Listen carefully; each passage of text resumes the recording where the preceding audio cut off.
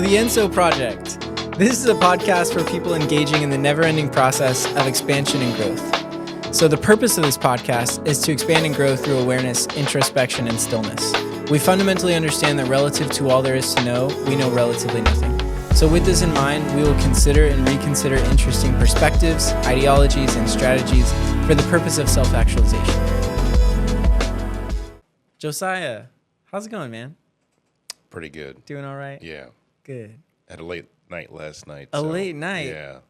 Unusual for you. Unusual, but You've inspired me over the years to have fewer late nights and more early mornings. Right. It was a Friday, so it's okay. That's fair. Yeah. Fair enough. Yeah. Got my little brother in town. He's here hanging in the studio with us today. Yep. He's trying to keep me up. Despite his best efforts, I still fell asleep before midnight. But that's just I guess I'm growing up. 30s. Yeah. Welcome to 30. The 30s. Oh, wow. This year. Got to figure out what we're going to do about that. Anyways, what in the world are we talking about today? Well, we're talking about how to have conversations we've been avoiding, right? So the topic is real talk. Yes. Obviously. Ooh, I like that. Yeah. I was, initially like what had inspired it was this difficult conversations or these challenging conversations. And to your point, those are the ones that we avoid, right? The ones that we know that we need to have. And then there are some instances of conversations that perhaps in a perfect world we would like to have, but that also aren't going to drive any kind of benefit or impact for us right now. Mm-hmm. And that we are better, it sounds counterintuitive, but better off avoiding in this season and revisiting in another. Right. But today, I think that there is so much value in discussing this very simple and very common topic, which is just having conversations because of the huge impact that they have on our life. Like, this is one mechanism that has an outsized impact on every single facet of the human existence. Why? Because we process our world in terms of language. This is our meaning-making tool of everything that we experience. Is we put words behind it, we describe it, and as we do that, we are cognitively storing that information. This is our method of cataloging, filing, and organizing. We do this all through language. So I think it's really fascinating. And one thing that I definitely want to zero in on today is what to do when we are in the midst of a really important conversation where there are some high stakes involved, right? So there's going to be some outcomes as a result of this conversation that are going to impact us in a way that's going to be emotionally salient. It's going to be meaningful. There's a difference of opinion, right? Because I don't know of any challenging conversation that has ever happened of two people that were in complete and utter agreement. It's usually when we have some differences in the way that we are processing the external environment, and that usually has something to do with our values, right? And our beliefs around the situation. And then last but not least, I think those two aspects combine to create this emotional charge behind the conversation. So there's usually going to be some emotional activation and stimulation. And the funny thing about that is that, these are like the times when we need it most. And by it, I'm saying our critical thinking ability, our reasoning, our logic. And unfortunately, or perhaps for better or worse, that reasoning part of our brain, the prefrontal cortex, it goes offline. It goes dormant whenever we get super activated. And we start pumping blood away from that region and towards our muscles, right? So that we can fight or flee. And then I think that the all too common outcome of these situations, we freeze. We lose our words. We don't know how to respond. And when we don't know how to respond, we tend to either resort to silence or violence. Now, for our listeners that have read Crucial Conversations, they're going to see the fingerprints of this book and some of the aspects of this conversation, because this is a framework and a methodology that I use on a daily basis in my work because it works. It serves people. So anyways, all that to say, discussion point 1 is our first question. Let's talk about some conversations that we may have been avoiding. Could be present day. It could be years and years in the past. But as we discuss these, I just want to encourage our listeners to think about what conversations have they been avoiding in their life and what is the outcome of that choice. This is a pernicious little tidbit because we don't often think about the outcome of avoidance because avoidance is passive, right? We think about the impact of the things that we do, not the things that we don't do, but they are equally relevant in most cases. And I think because of the behind the scenes nature of what we avoid, it tends to have an even greater influence on us. So what do you think about all this, Josiah? Well, it's a lot. I think I'm tracking all of it. That's the first thing I think. Hit you with a monologue out of the gate. I like it. I like it. From what I've observed, your characterization of conversations that we're avoiding what happens whenever we have conversations, especially difficult ones that allow us to grow. The catalog, right? The reframing of the relationship of the participants of the conversation and how that is carried forward, right? So I think it always sticks with us whenever we have that conversation. But when we don't have that conversation, I think it also sticks with us. Where we have had the conversation in our mind with that person. We just haven't had it in actuality, right? So we've had it in our reality, our controlled framework, but we haven't actually put it out into the world, right? Space and time. Yeah. So I don't think we're actually avoiding the conversation. I think we're delaying it. Right. Right? Because we can't avoid it because it is there. Yeah. It's there in our reality, for sure. Especially if we're thinking about it. Right. Exactly. Yeah. Fixated on it, obsessing over it, right? I've, as of this morning, 8:45 a.m., I've observed someone having a conversation with themselves, thinking that they're having the conversation with me. And I have, documentation of that, right? And I'm not avoiding having the conversation with them, but I am delaying having the conversation in actuality until they are finished having the conversation in their reality. And there is a difference. Yeah. Right. Sometimes you got to let people cool off. Oh yeah. And if you're truly not attempting to avoid the conversation. Right. But waiting until the timing is right, where you can actually have a discussion. Right. And not, some acrimonious blow up. Yeah. Right? Because Yeah. that's typically what's happening when someone's having a discussion in their reality. Oh yeah. If it's not a two-way conversation, then something's gone awry. Right.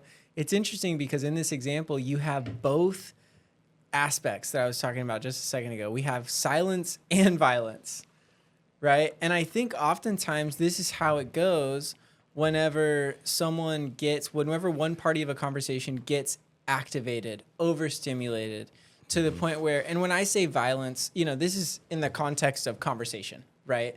So violence here just looks like using aggressive language, belittling, demeaning, discounting, discrediting. All of those words are relevant here. Anything that you can do to disparage your opponent, because in this case, you are the aggressor, they're your opponent. It's adversarial. Yeah, it is. And the degree to which we can knock them down, reduce their credibility, we then strengthen our own argument, right? Now, this is old news. This has, been practiced for millennia. But I think it's still helpful for us to think critically about it.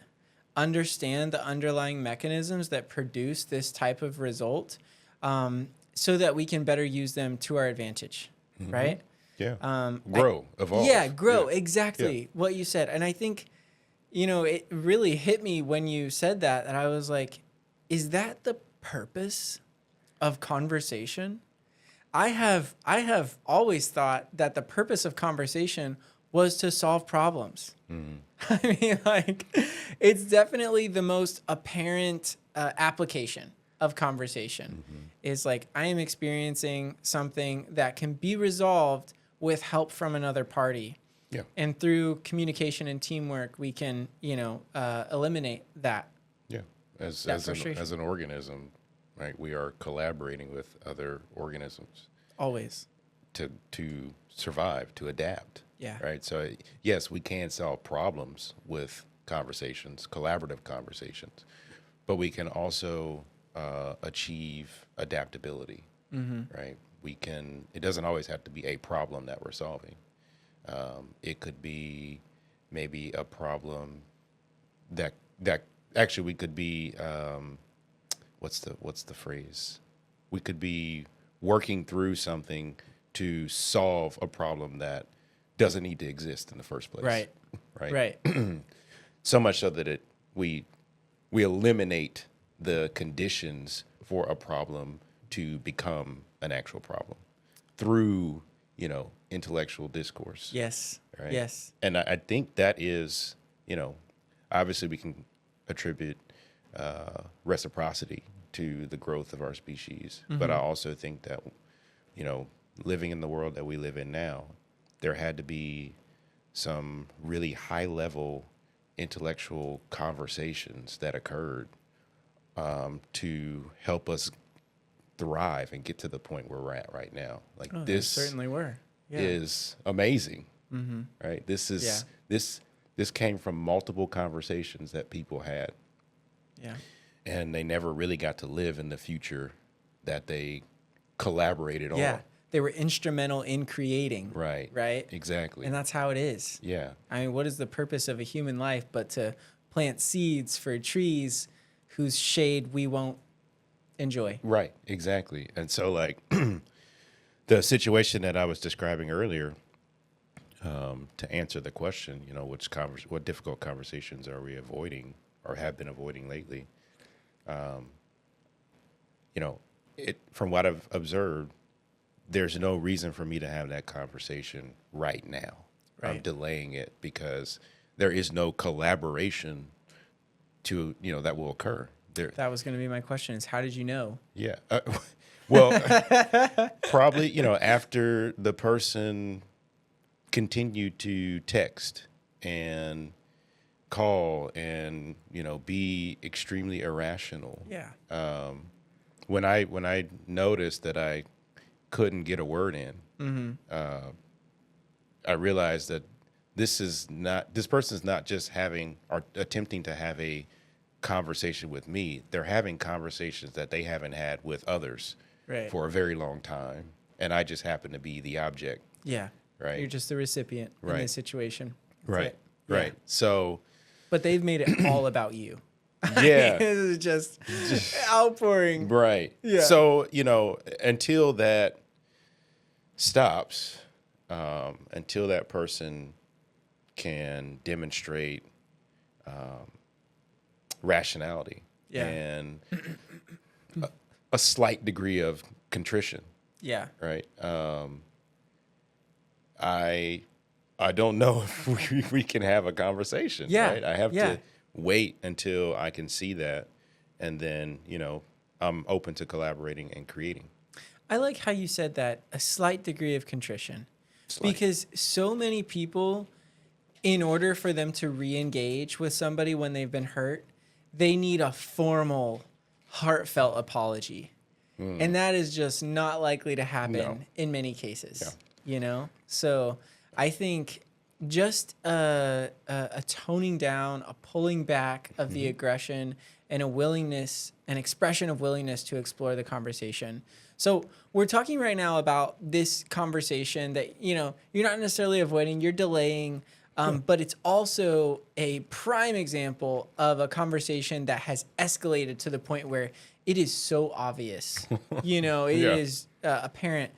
But what I'd like to dial into a little bit more, because I think it's more rapidly available, it's more relevant in the course of a daily human life, is, so let me set the context here, or the premise is that this conversation that you're having with this individual, it has become unsafe.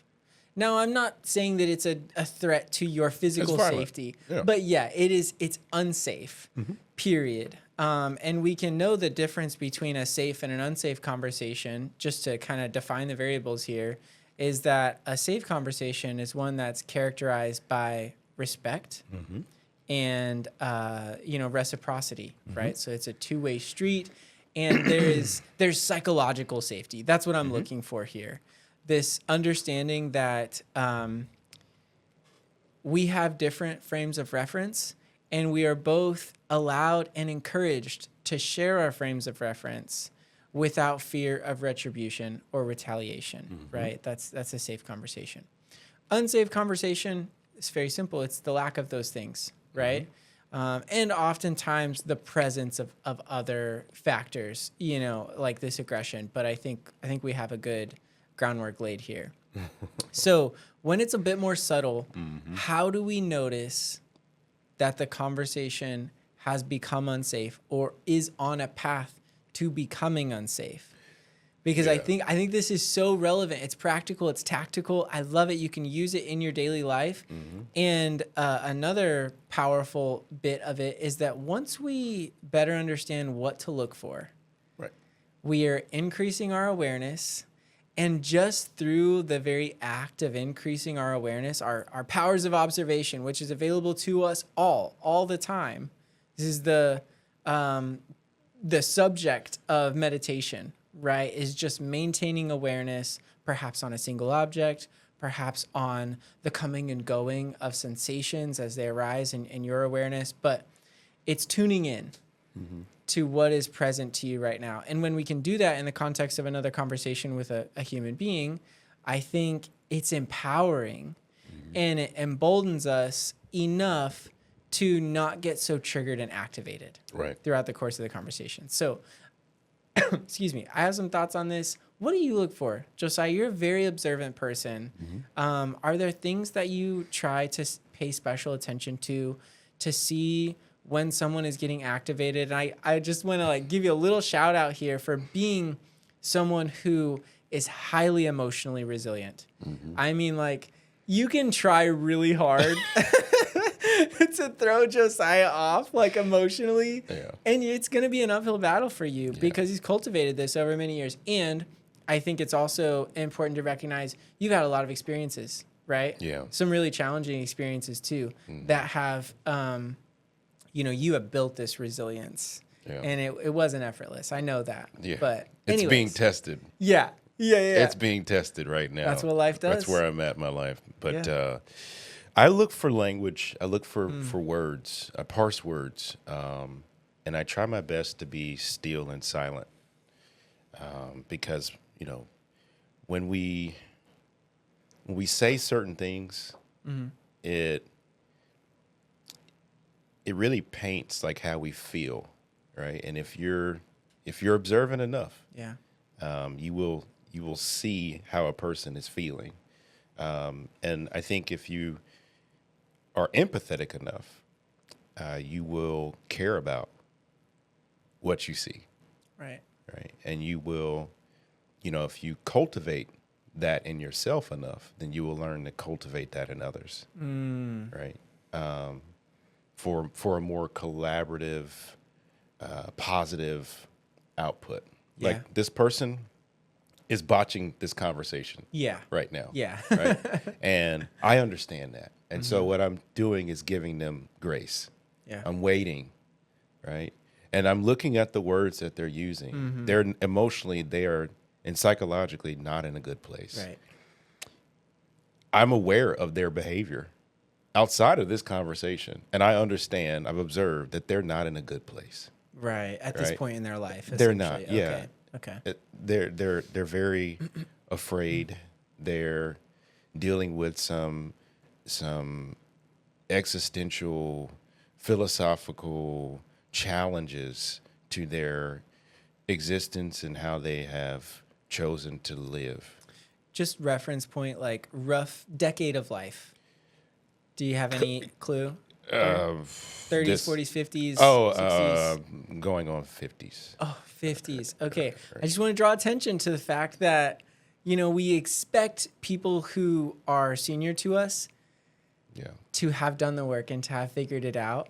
And I think it's important to, like you just mentioned, they're having this existential crisis right now. Yeah, They're going through looking stuff. back. Yeah. Yeah. Yeah. So, They're looking back. Yeah, they're looking back, and they're grappling with, what the future looks like. yeah. They're with some of the fractured relationships, and I can see that really fast. I'm good at understanding what's happening emotionally.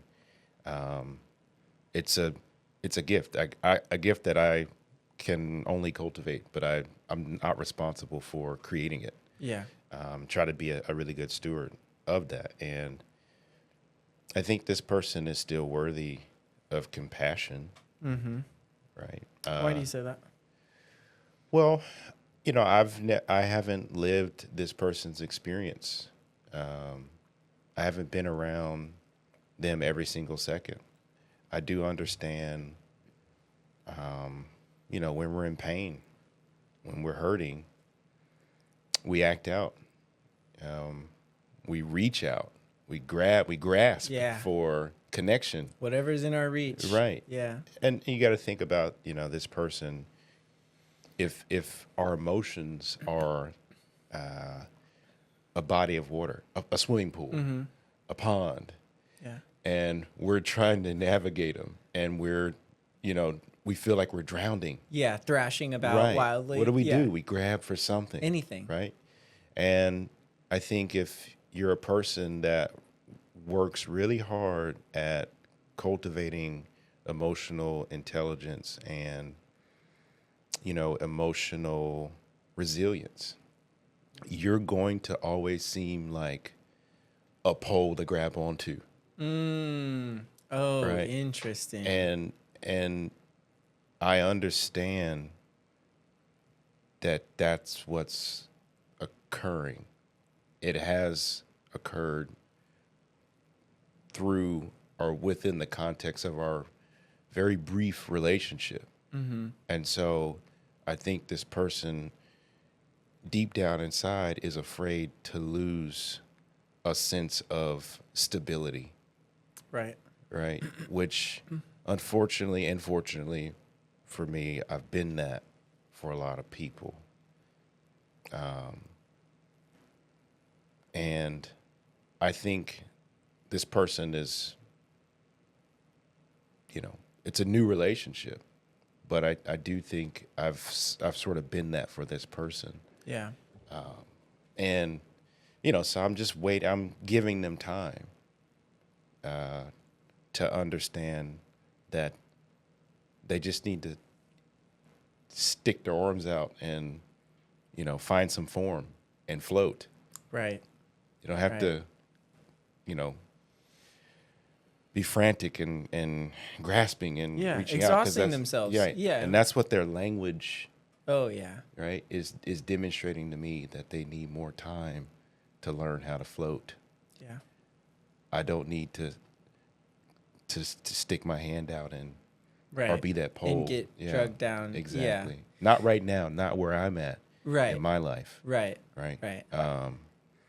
So, yeah, I mean, I don't know. That was a long. No, that was good. It's probably Explanation. sage advice. Yeah. Because Yeah. I think oftentimes when we see someone that is flailing, that is clearly in need of help, like our heart, our mind might be like, whoa, I don't know that I want to get involved with that. Mm-hmm. But our heart often says, like, that's another human being.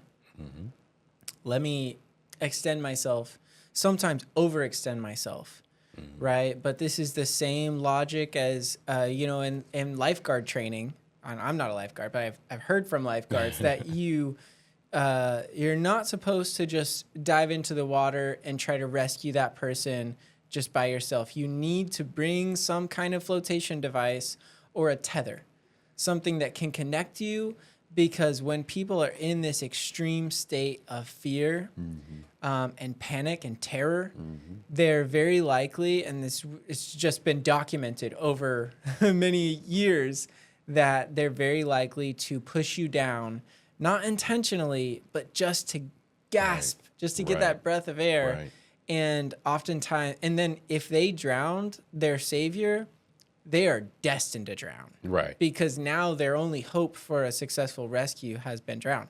So I just share that in terms of we may like have this desire to reach out and be the calm in the storm.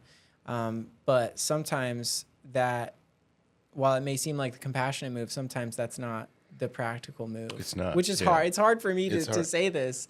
But question for you in this situation: how do you think that this individual is feeling about this conversation? What do you think their observation or characterization of their behavior is like at this point? I don't think they're aware. Yeah, They're blind to they it. need. Are they not? They need I a little mean, bit more time. Yeah. Maybe Yeah. they need a lot more time, but it's time that I'm willing to give them. Right. But I don't think emotionally they are even aware And based on the perhaps- words. Right. No, and I think you're probably right. Yeah. I would say if you were to ask them in this moment, they would probably quickly point to a very distorted image, a very distorted representation. Yeah. Saying that I love stress doesn't make good decisions. Right? And so when we are in this state of maximum stress, distress, even, our line of sight is totally clouded. And it's like we're looking into a wavy mirror. Right. So I think when we are this person, right, when it's us that's flailing about in the water, this is the hardest thing to do in that moment, but it's why we're talking about it right now. Yeah. Because our hope is that as you're listening to this podcast, you're not flailing about, right? That perhaps this is like a you're floating right calmer now. point. You're floating right now. Yeah. And you can remind yourself that whenever you get into that state of extreme frustration, extreme emotional activation, there is a place you can go, but it's internal. It's internal. Yeah. It's not external. We're swimming so hard, Yeah. but it's when we go inside and just get still for a minute. And this is like a very metaphysical practice. And I say practice because it literally requires practice. It does. You do not want, whenever you have a fully formed habit, right? Something that you can do automatically without any conscious thought or attention.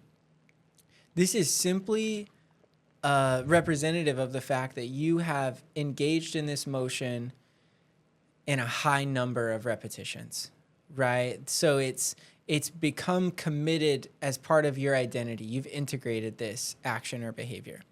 So with that frame of reference in mind, whenever you get into this ultra activated state, it is very, very helpful. It's going to be much easier to go internal and find that state of rest and quiet and peace if you have practiced it when you weren't in a state of panic. Right. And I think it really evaluated some of our actions and decisions in previous states of panic, right? We have a word for that, right?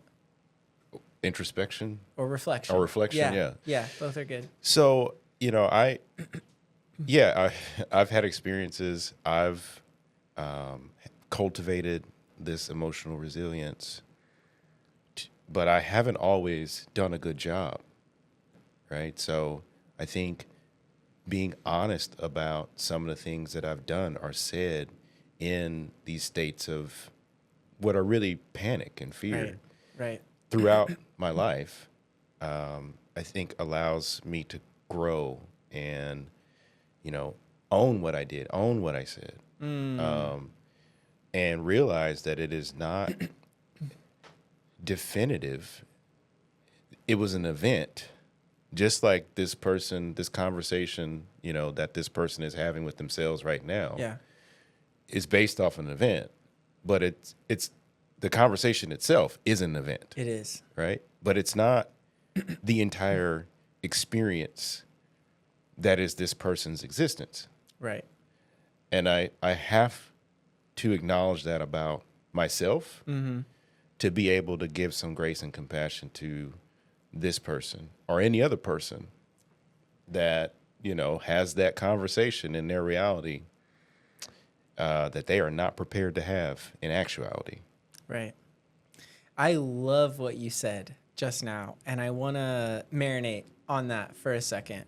So one of the ideas that you're sharing is essentially, to me, how I'm interpreting it, is that we benefit so much from being informed by outcomes.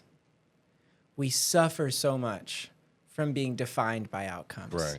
Yeah. And it is so human to define ourselves by the outcomes. Yeah. Who are you? You're an entrepreneur. Yeah. You're a husband. Yeah. You're a friend. These identities, right? That are, they're ephemeral. They're transitory. They're, here today, gone tomorrow.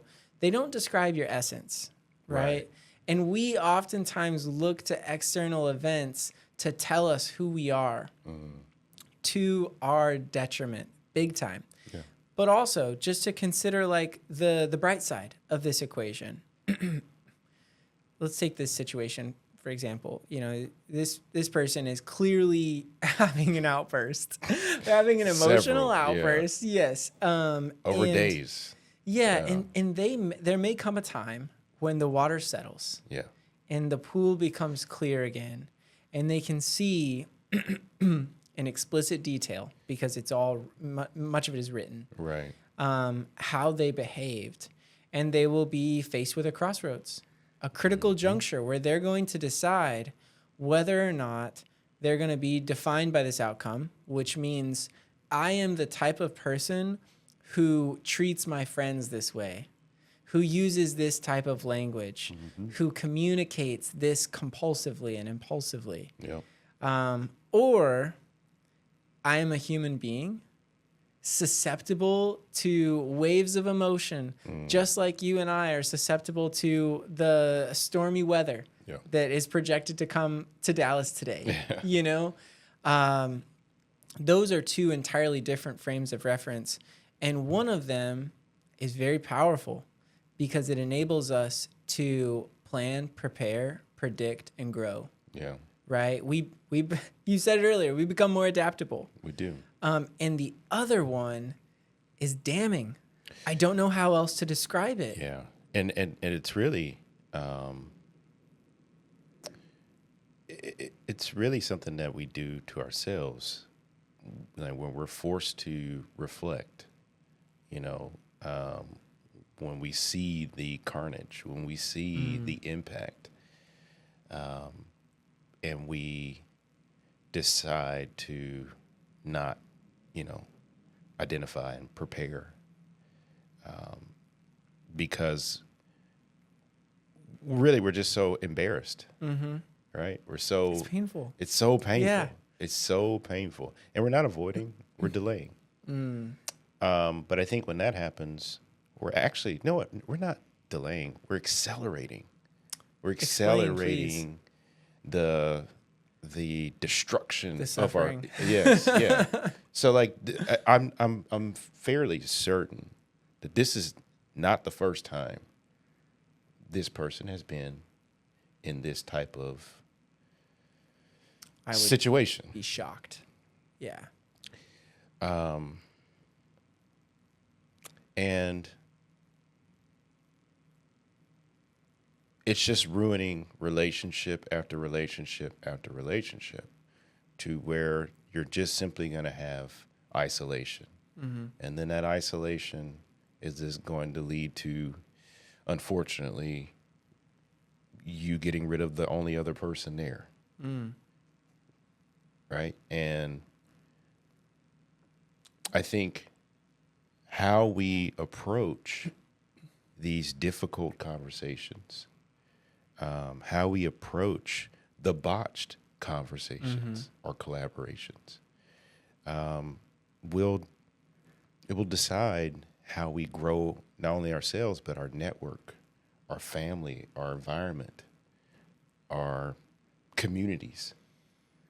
So then that way we're never alone, right? We're never trying to approach or do something alone with just our skill set, Right. right? With just our abilities, but it's a mesh network, right? Somebody else can help you with their skills, with their abilities. Yeah. Somebody else can help you bear the emotional weight, right? Like even in talking about this situation with someone in a intelligent manner, it still emotionally restores me, Yeah. right? Yeah. That's the bright side Right. of communication, is that while it can destroy in an unsafe environment, using unsafe language, unsafe tone, unsafe body language. I'm using unsafe because I feel like it's general. Right.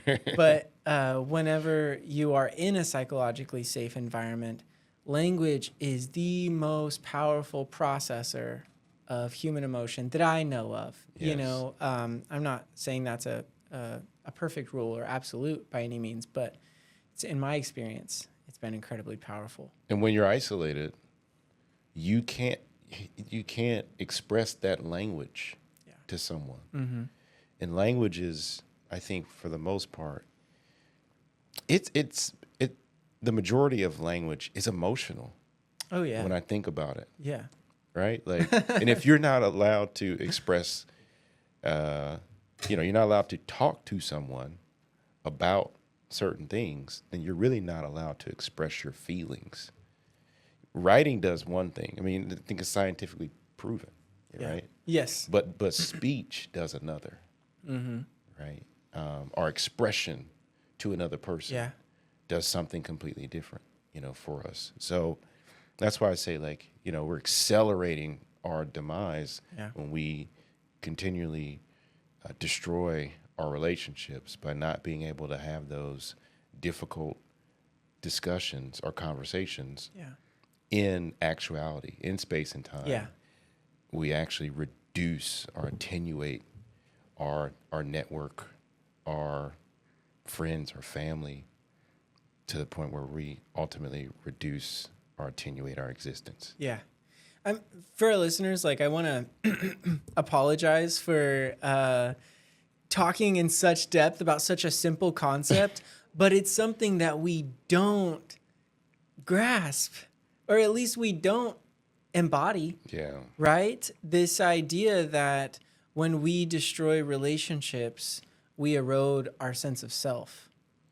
It's so fascinating to me how each relationship we have is, we've talked about this in prior seasons, but it's a mirror, right? It informs and educates, it creates awareness about ourselves, but it is also an emotional tether in a sense. Yeah. And so, and I don't want to present this in a way that says you should never end a relationship, because that is absolutely not what I'm saying here. It's an emotional tether insofar as it's a connection. It's a highway between you and another individual, a path for giving and receiving. And that is what sustains us. But if you are receiving a lot of negativity, a lot of disruption, a lot of animosity, hatred, bitterness, unforgiveness, like all of that, that is eroding you. Yeah. Yes. And I agree. So I agree. And we pointed out me being emotionally resilient, and for other people that are emotionally resilient.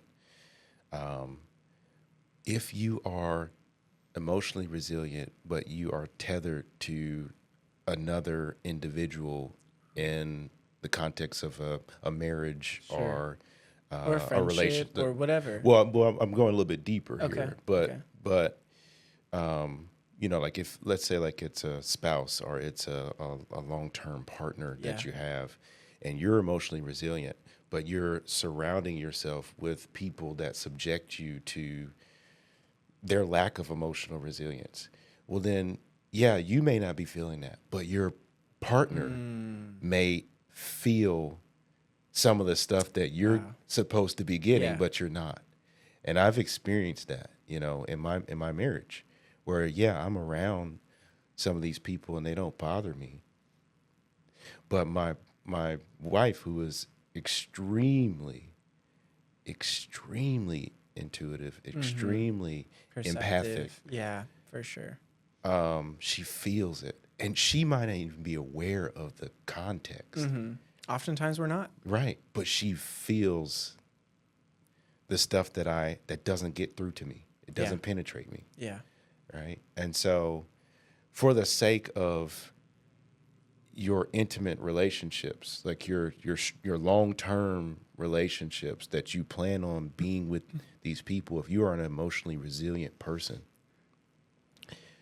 it is appropriate for you to cut ties with people that don't respect your emotional depth and understanding, because it will impact the people that you are actually tethered to Right.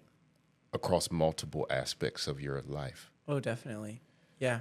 Because what you have with your partner, especially if you are in a healthy and safe and committed relationship, it's a super highway. Yeah. There is a lot of transfer of information and energy going back and forth between the two of you.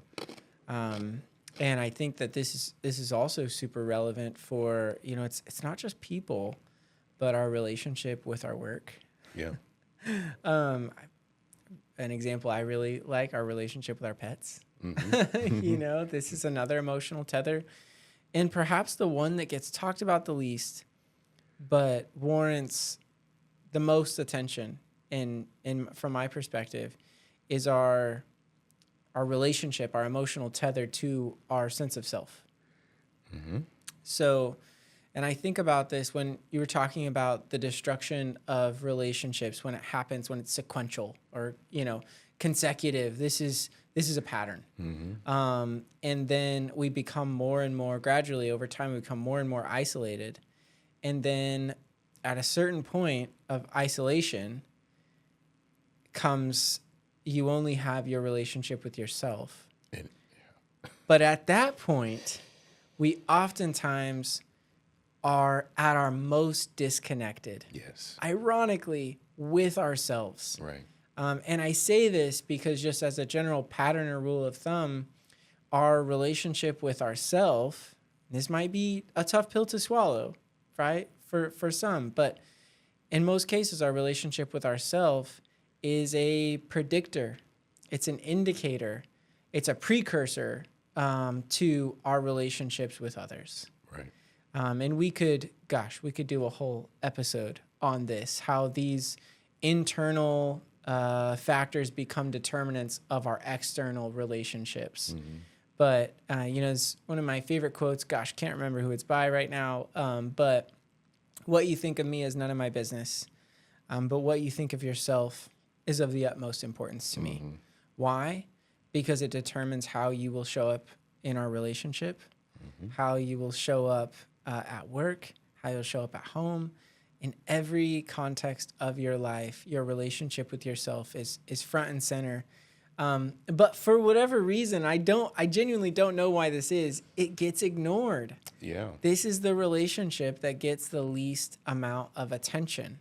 How much time? I don't know about you. You're pretty good at this. But like when it comes to honoring commitments that you've made with others, a lot of, is a function of your organization and discipline and, like planning and all that good stuff.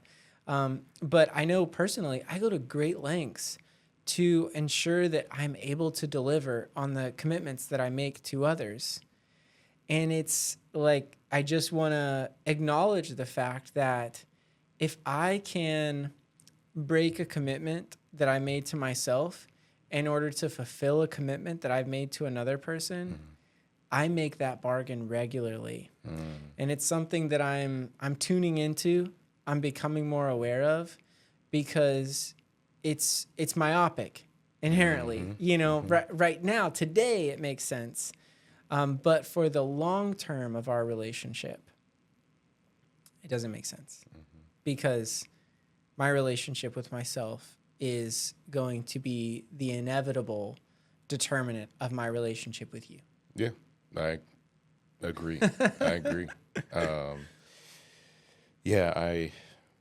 That's kind of the test of if I'm in a respectable relationship with my environment. If my environment is forcing me to break commitments that I have made with myself to take care of myself. Yeah. That's when I pay attention, and I say, this isn't the environment that I need to be in, because, I'm not able to take my walks. I'm not able to, take time to introspect and read and do what I need to do in the mornings. I'm not able to spend time with some of the people that love me, and that I love. Yeah. And I do think we have to look at work, right? The work that we do. Yeah. And, I'm at a point right now where it's like, I've got to start making some sales, or I've got to figure out, a job. Yeah. Right. I'm literally on unemployment right now. And it's nothing. It's not paying any of my bills. Right. But I'm so close, in doing the work that I'm fulfilled in doing. Yeah. And I'm still able to take care of myself and keep those commitments that I've made with myself. And going and working at a W-2, I understand the impact that will have on me, because I have been there before. And, to me, that's more frightening than anything. Yeah. That I may put myself back into an environment where loving myself is not prioritized. Right. And there's no amount of money or, material possessions, or financial security, that is fulfilling or more fulfilling to me than the ability to just keep those basic commitments to myself. Yeah. And, I'm literally going broke for that, but I do think it's going to pan out well for me. Oh, yeah. Right? I think that this episode is going to be a point of interest one day. Yeah. Time Because capsule. I see where you are in the context of, I feel, what some may consider to be foolish, but I have a lot of confidence in my ability to see the long-term trajectory of your life. And I've been observing you for some time now, and for our listeners who don't know Josiah as well, it's not like he's twiddling his thumbs over here. Has really big things in the works. Yeah. That these are multi-year projects that are in the process of coming to fruition. And I think it is so representative of how the capacity and the quality of the sacrifice is oftentimes so proportional to the quality and the capacity of the reward. And it's not a one-to-one correlation either. This is a one-to-many. Yeah. I don't know what it is, but this is not the first context in which I've observed this phenomenon. Like this happens. There are so many stories of this happening. But the full story never gets published. Yeah. No. You have to dig for that. Yeah. But it's there. If you look for it, it's always there. What catches eyes and drives ad revenue is the overnight success. Yeah. Which I am not. Which I just don't believe that it exists. I think that there are some very persuasive illusions of it. Yeah. But like the greatest, quote unquote magicians in the world, there is an explanation. I'm not trying to like Sherlock Holmes the situation, but I just it's been my experience and the experience of many others that are, far more intelligent and capable and have much more experience to draw on than I do, that there is always a recipe and a formula that created. And I don't want to discount or leave out the fact that the impact of circumstance and luck, but it's kind of like this where luck meets preparation. I use this example a lot because I believe in it, and it's true in my life, is that you can meet the love of your life. Say this is the obstacle that is relevant to you today as a listener, is that you haven't found your partner. That's not part of your life at this point. And it may be such a topic, a point of contention and frustration that you spend a lot of time thinking about it, as it is for many. But I would just encourage you to think about how if you meet your partner before you are ready to meet your partner, before you have done the work and become the person that you were always meant to become, that you came into this life to become, but if you meet them and you're not ready yet, what happens? I mean, it's the same thing that happens when you make it to the bus stop 2 minutes late. The bus is gone. Yeah. And I'm not saying that there won't be other buses and stuff. I'm not using this as a scare tactic at all. Right. It's just this, again, the timing and the preparation. Whenever they coincide, suddenly we have greatness. We have the most beautiful love story. We have happiness and fulfillment. But up until that point, it may seem dire and it may seem pointless. And I just think it's really important to focus on what can I do to prepare so that when the timing strikes, which we cannot know, it's the same thing with like quantity of life. How many years do you have?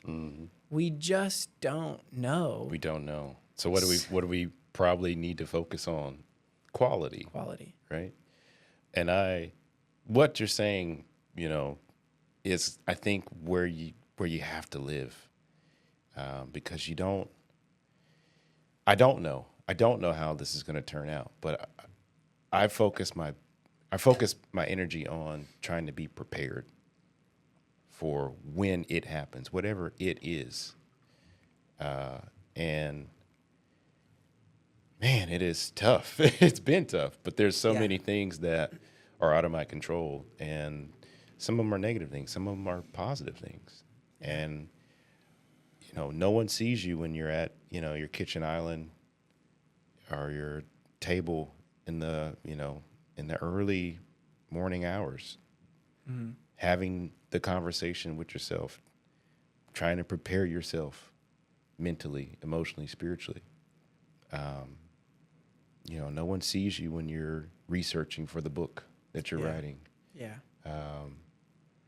No one understands just how hard you work at preparing yourself to lead people. Oh my gosh. Whenever there's no one there to lead. Right. I mean, I think about our company, and in the past 2-3 weeks, we've brought on almost 20 people to work with us in some capacity, and we're pre-revenue. We haven't made a cent yet, but the preparation that we put in to trying to build something that people would want to be a part of. So much so that they're now being a part of it for free. Right. And they're devoting their time. And I'm very grateful for all the people that, for lack of better terms, are just simply recognizing the preparation that I put in. That we put in. I think about this project, this podcast. There's been so many people that have that have given their time working behind the scenes to make this happen. Yes. You know, even this studio, right? Saying like, yeah, pay us next month. Yeah. Right. We think you guys are talking about something or doing something that's important. You know, of family members, friends that have donated, Yeah. you know, funds, have listened, you know, for some of these projects that I've been working on for years. Yeah. A spouse that has Oh my goodness. that has literally walked with me over 3,000 hours in the past, you know, 5 years. It's beautiful. Shout out to the spouses. Right? Yeah. And to, you know, to walk up and tell that person, hey, look, our joint account is not going to have any money in it today. Mhm. Yeah. You know, so yeah, take that, right? Yes. And for them Yes. to, you know, to be like, okay, you know, I trust you. Yeah. That's a difficult conversation to have, Yeah. but to be prepared for the outcome, whatever the outcome may be, to be prepared to take the game-winning shot, even if you don't win the game, Right. you know? So, you know, I don't know. Like I said, I don't know how things are going to turn out. I would love to look back on this someday and be like, yeah, man, that was pretty brave of you guys to talk through this. You know, hopefully for our listeners, like if you're going through a tough time or a time of cultivation to get where you want to be, to do what you want to do, to become who you want to become, you know, hopefully this is giving you some wise sage energy for you to dig deep and to cultivate your own emotional resilience. Yeah. And push through and remember your preparation and continue to prepare. Right. Right. Right. Because you're always going to face new challenges. You're always going to have difficult collaborations and conversations. But the first person you do that with, in actuality and reality, is yourself. You have to grow yourself. You have to prepare yourself. That was so beautiful. Like that, I feel like that's our bookend for this episode. Like just yes. Take that, marinate on it, process it, see how this can be applied, you know, in your life. We're just two guys. We're just talking about life. That's just it. Collaborating, having You know? having conversations. Yeah, processing. Yeah. This is a safe space for that. And the reason that we publish this is to create that safe space and share it. You know? So take what feels worthwhile to you, what feels beneficial, discard the rest. You're not going to hurt our feelings. I promise you that. You know. And yeah, thanks for listening. We'll see you next time. Thank you. The Enzo Project is brought to you by Bold Human Capital and Noon Holdings. Edited by ELE. You can find the Enzo Project on Spotify, YouTube, or wherever you listen to your podcasts. Music, the song Full Bloom by Jewel and Nuamina. You can find them wherever you listen to your music.